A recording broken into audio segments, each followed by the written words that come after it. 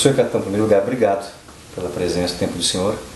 Nós tivemos aí um momento da igreja bonito, florescente, que veio discussão várias situações, basicamente duas: a renúncia do Bento XVI e a eleição do Papa Francisco.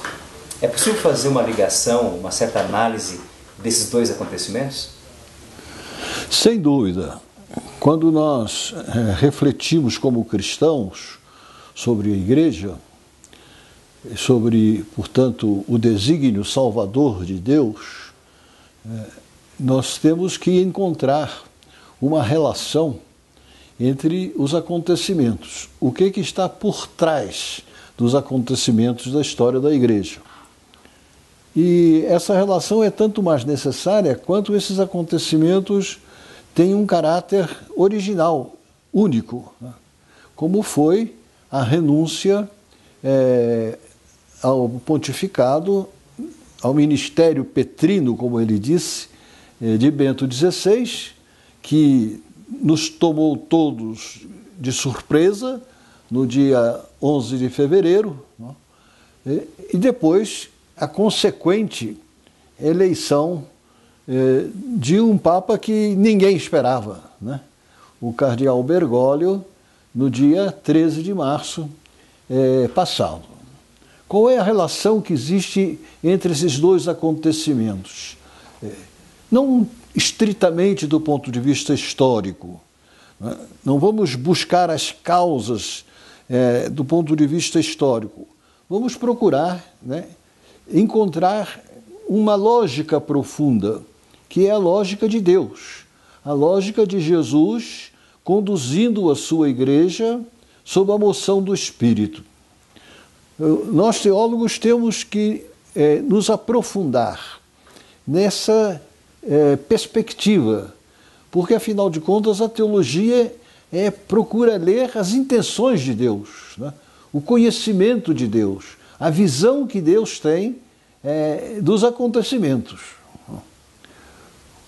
Eu fiquei muito impressionado com a renúncia de Bento XVI, por uma razão extremamente simples, né? É que, como a gente sabe, ele no concílio batalhou, junto com o padre Congar, para que não se chamasse mais o Papa de Vigário de Cristo, mas que se acentuasse a função própria do Papa na Igreja, que é a função do Bispo de Roma, como sucessor de Pedro. O cardeal Ratzinger sempre procurou falar do ministério petrino, e ele, como Bento, ele bateu sempre sobre essa tecla, não é? Eu estou exercendo o ministério petrino. E ele renunciou ao ministério petrino, quando a gente lê o texto que ele leu no consistório do dia 11 de fevereiro. Não é à toa, não é, que o cardeal Bergoglio, quando ele se apresentou como Papa, né, depois de haver escolhido o nome de Francisco, ele se apresentou como Bispo de Roma, como sucessor de Pedro. Ele não assumiu, de maneira nenhuma, a postura de um vigário de Cristo. Ele assumiu a postura do pescador, a postura de Pedro, a postura do apóstolo de que ele é sucessor. Isso já é uma indicação muito importante de continuidade. Ele continua, como pastor, o pensamento teológico, né, de Bento XVI. O pensamento teológico que Bento XVI elaborou durante o concílio, né? O concílio não conseguiu definir a função do bispo de Roma como principal característica do ministério do Papa, né? Mas, finalmente, esse dado foi adquirido com a história de 50 anos, né? E de maneira extraordinária na eleição do cardeal Bergoglio, do Papa Francisco. Eu seria levado, então, a pensar, como teólogo, né, que existe uma continuidade profunda entre o ministério do Papa Francisco, que se anuncia, né, com sinais evidentes, né, e muito eloquentes, e o pensamento de Bento XVI a respeito do ministério petrino. E eu diria que essa continuidade aparece pela primazia, pelo primado do espiritual. A postura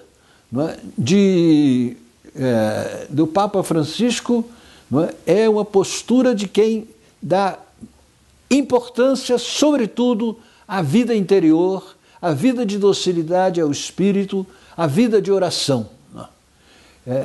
Um grande vaticanista, que é o John Allen, ele interpretando as razões pelas quais no conclave houve tanta facilidade em se aderir ao cardeal Bergoglio, ele disse num artigo publicado no National Catholic Report, que coube a Bergoglio fazer o último discurso das congregações preparatórias. Ele foi o último cardeal que falou. E ele falou que era preciso um Papa que renovasse interiormente a Igreja, e que não fosse carreirista. Essa manifestação dele na congregação, ela exprime o seu programa. Assim como o Ratzinger, no conclave de 2005, pregou contra o relativismo, o Papa Francisco pregou contra o carreirismo da cúria, o carreirismo eclesiástico. E ele diz, não é esse o caminho da Igreja. O caminho da Igreja é a vida de oração e a dedicação ao povo. Então eu acho que, explorando esses dois aspectos, a gente chega a ter uma ideia da continuidade.